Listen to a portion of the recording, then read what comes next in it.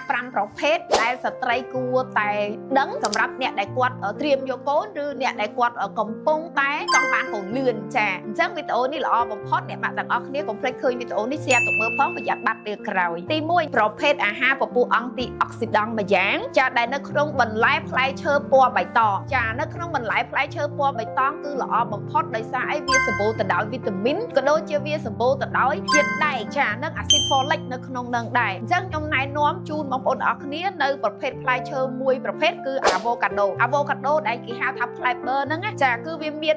គេហៅថាសារធាតុដែលជំនួយឬក៏បង្កើនទៅដល់អរម៉ូនស្ត្រីហើយតាក់ទងជាមួយនឹងបន្លែបៃតងបងប្អូនទាំងអស់គ្នាស្គាល់ហើយបន្លែបៃតងយើងសម្បូរចាអីក៏ដោយឲ្យតែបន្លែបៃតងគឺយើងអាចញ៉ាំបានទាំងអស់មិនថាផ្ទីមិនថាតកួនឬក៏ផ្សេងនៅចិត្តផ្ទះអីហ្នឹងស្លឹកបាសអីហ្នឹងអាហ្នឹងគឺសិតតែជួយជំនួយដល់វីតាមីនក៏ដូចជា folate ក៏ដូចជាជាតិដែកផងដែរហើយមួយទៀតផ្លែមួយយ៉ាងហ្នឹងគឺល្អដែរ blueberry វាជាសារធាតុប្រភេទអង់ទីអុកស៊ីដង់ដូចគ្នាហើយ blueberry ហ្នឹងគឺវាមានតួនាទីទៅសំយោគនឹងជួយបំពន់ទៅលើប្រព័ន្ធបន្តពូជផ្លូវភេទក៏ដូចជាបំពន់ផ្លូវនោមរបស់ស្ត្រីបានច្រើនមែនទែនអញ្ចឹងអានេះគឺល្អបំផុតសម្រាប់ស្ត្រីចំណុចទី2គឺតាក់ទងជាមួយនឹងអាហារដែលសម្បូរជាតិប្រូតេអ៊ីននិងសាំងប្រូតេអ៊ីនគឺវាបានមកពីអាហារសាច់ចាំបងប្អូនឲ្យតែញ៉ាំសាច់មិនថាសាច់ជ្រូកសាច់មាន់គឺវាមានសារធាតុដែលជួយនៅក្នុងហ្នឹងគឺវាមានប្រូតេអ៊ីនច្រើនគ្រឿងសមុទ្រហ្នឹងក៏សម្បូរប្រូតេអ៊ីនដែរចាហើយមួយទៀតប្រភេទសណ្ដែកនិងពងមាន់គឺល្អមែនទែនសម្រាប់សុខភាពស្ត្រីព្រោះវាសម្បូរទៅ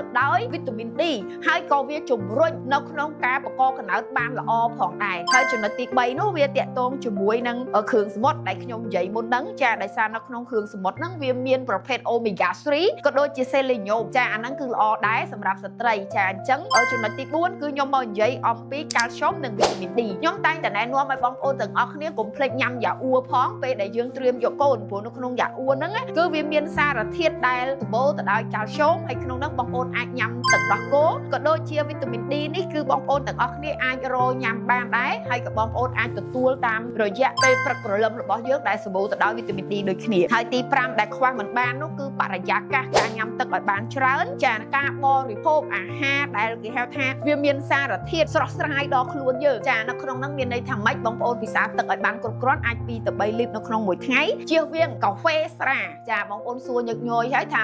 ស្រាកាហ្វេបារីហ្នឹងស្ត្រីញ៉ាំបានអត់ការពិតគឺវាញ៉ាំបាននៅក្នុងកម្រិតតិចតួចបើថាល្អទេយើងត្រៀមយកកូនម្ដងតែម្ដងគឺអាចផ្អាកញ៉ាំតែម្ដងក៏រឹតតែល្អដែរមួយទៀតការហាត់ប្រាណធម្មតា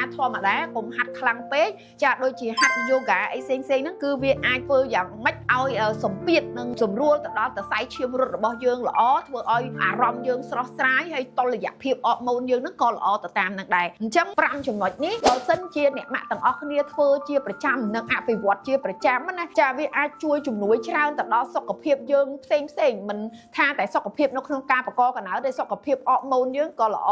វាអាចជួយសម្រួលអរម៉ូនរបស់យើងឲ្យយើងមករដូវទៀងទាត់ឲ្យយើងស្រួលខ្លួនគេងក់ស្រួលរៀងស្អាតសម្រស់ស្រស់ថ្លាក្មេងយើងវ័យអីចឹងទៅអញ្ចឹងកុំភ្លេចតាមដានវីដេអូល្អរបស់អ្នកគ្រូសេពៅនៅក្នុង page NFC ដែលយើងផ្ដោតទៅលើការបង្កកំណើតបែបធម្មជាតិចា៎ដំណឹងដល់ពិសេសមួយសម្រាប់បងប្អូនទាំងអស់គ្នាពីខ្ញុំអ្នកគ្រូសេពៅខ្ញុំបានបង្កើត course online មួយឈ្មោះថា The Power of Fertilization ដែលយើងផ្ដោតទៅលើការបង្កកំណើតបែបធម្មជាតិលឿនហើយនិងងាយស្រួលចាជាគន្លឹះសំខាន់ជុំវិញមូលហេតុដំណោះស្រាយហើយក៏ដូចជាការបញ្ចូលនៅធម៌ពល mindset មួយចំនួនដើម្បីឲ្យការបង្កកំណើតរបស់បងប្អូនទាំងអស់គ្នាអ្នកលំបាកមានកូនឬក៏អ្នកចង់បានកូនបែបធម្មជាតិឬក៏អ្នកចង់ស្វែងយល់ជុំវិញបញ្ហាមានកូនជុំវិញបញ្ហាបង្កកំណើតហ្នឹងគឺបងប្អូនអាចចូលទៅរៀននៅក្នុង course online ហ្នឹងដែលមាន workshop ជាច្រើនដែលយើងអាចចែករំលែកនៅខាងក្រៅបានអញ្ចឹងសម្រាប់អ្នកដែលគាត់ចាប់អារម្មណ៍កុំភ្លេច inbox យើងនឹងទទួលបាន special ជាកាដូពិសេសផងដែរចា៎អរគុណ